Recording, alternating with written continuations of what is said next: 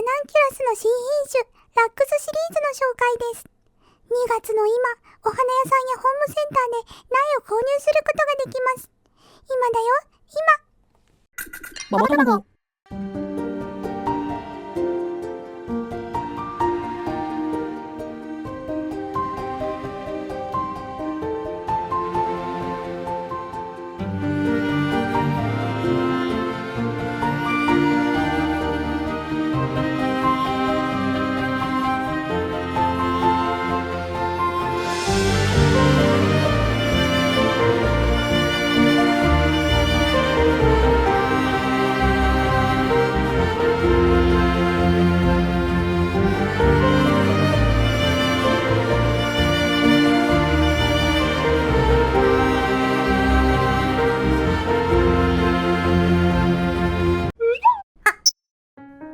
まだまだ外は寒いですが、立春が過ぎて心はね、春を感じるようになってきました。リクエストでガーデニングのことをあげてくださいっていうのを結構いただいてて、春になったら我が家の庭の様子をアップしようって思ってたんですけど、ガーデニングに興味がある皆さんはお花をいつ植えたらいいのかについても知りたいはずって思ってね。で、今が買い時、植え時のラナンキュラスラックスについて今日はご紹介です。欲しい人は今見つけてねっていうのを慌ててお知らせしたかったのは、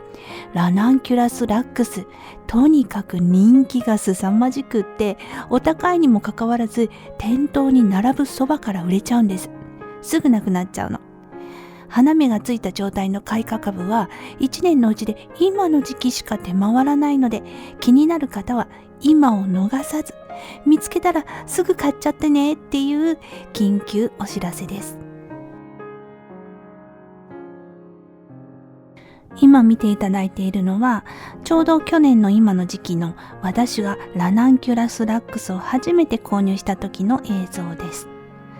ラナンキュラスラックスって何っていう方のために、我が家で1年育てた映像をご覧いただきながら、ラックスの魅力をお伝えしていきたいと思います。実は私も去年までね、ラックスの魅力って分かってなかったんです。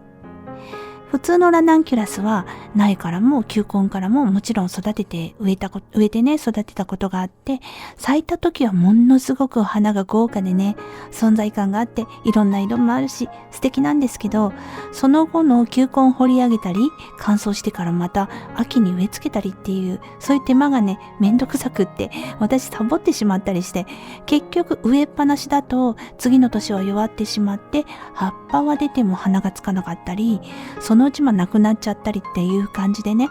ラナンキュラスっていうお花は私にとってはチューリップと同じで、植えたその年だけ楽しむお花っていう感じで、一年草と同じような扱いっていう風に私の中ではなってました。お花をね育てたことがある方ならわかると思うんですけど、一年草や植えたその年が一番綺麗だよっていう球根類はとにかくお花が美しくて豪華で、その年だけ楽しむっていうことにはもう最適なんですけど、やっぱりねずっと育てていくと毎年同じ株が芽を出してくれて、同じ時期に花をつけてくれてちょっとずつ育っていくっていうことにはね、特別の楽しみが付加されると思います。長くガーデニングをしている人は大抵多年草とか宿根草とか毎年芽を出すタイプの球根っていうのをめでるようになっていくっていうのはそのせいじゃないかなって思います。情が移るというか、この子はね我が家の子っていう感じがして、1年だけ咲いていなくなっちゃう植物よりも圧倒的に毎年顔を出す子の方が可愛さが勝るようになる気がします。だから去年植えっぱなしのままでも次の年も花を咲かせるラナンキュラスラックスっていう新品種があるって知った時は、本当かなーって半信半疑ながらも、もし本当に植えっぱなしでも毎年ラナンキュラスが咲くとしたら可愛いだろうなーって思って、試しに白のニノスっていう名前のお花を購入したら可愛さに取りつかれちゃって、あと4つ苗を買い足したのです。ラックスの魅力として挙げたいのが背が高くなること、そして枝が分岐してスプレー咲きになって咲くということです。今まで私の知っていたラナンキュラスは背が低くて20センチから30センチぐらいの一本の短い枝にもこっと大きな花が一つ咲くっていうイメージだったんですけど、ラックスは背が50センチから80センチぐらいで割と高くなって、その枝が分岐してスプレーで咲くので、花束のように一株からたくさんのお花が咲くのがとても可愛いです。背は高くなるんですけど、枝の根元がね、しっかりしていて太めなので倒れにくいです。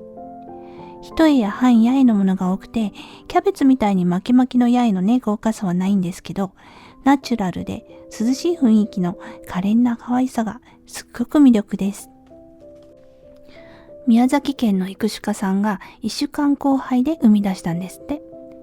花びらがワックスを塗ったように光ることから、ラナンキュラスとワックスをかけてラックスというシリーズ名がついたそうです。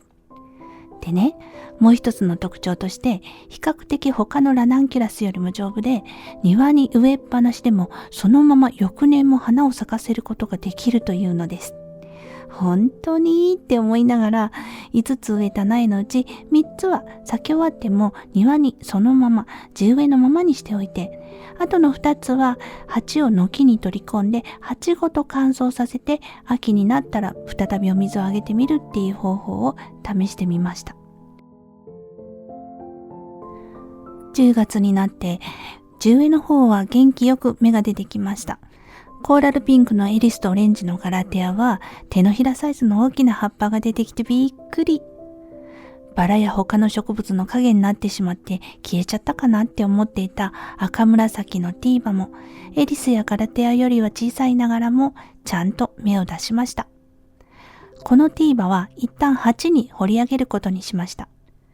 掘り上げたのが良かったのか、2月現在、どんどん元気になって寒さに負けずに葉っぱがたくさん出てきてます。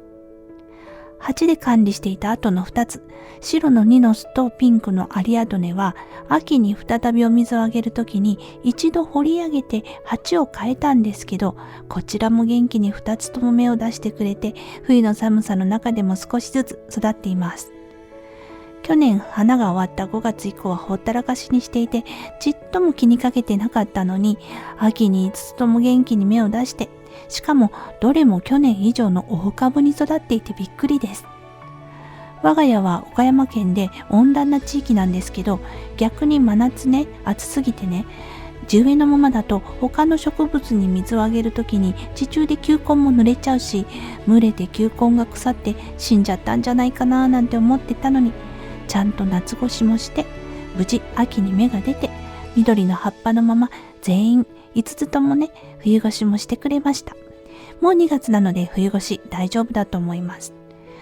どうせ芽が出ても去年よりもひょろひょろってね、なってるかもって思って、ニノスとアリアドネは小さめの鉢にしてしまった。大失敗です。もっと大きな鉢に植えてあげればよかった。信じてあげれなくってごめんなさい。こんなに葉っぱもりもりなら来月には花芽が上がって3月から4月にかけてお花がどっさり咲きそうで、今からとっても楽しみです。他のラナンキュラスの3倍以上のお値段するので迷うと思うんですけど、大人気ですぐ売り切れちゃうので、欲しい方は逃さないようにね、チャンスをね。今なら開花株も売っているので、花色を見ながら選ぶことも可能だと思います。今回は今が買い時植え時のラナンキュラスラックスの紹介でした。秋に再び芽を出すのを見てびっくりするっていう体験を皆さんにもぜひしてもらいたいです。絶対に愛情が湧きます。ババ卵でした。バイバイ。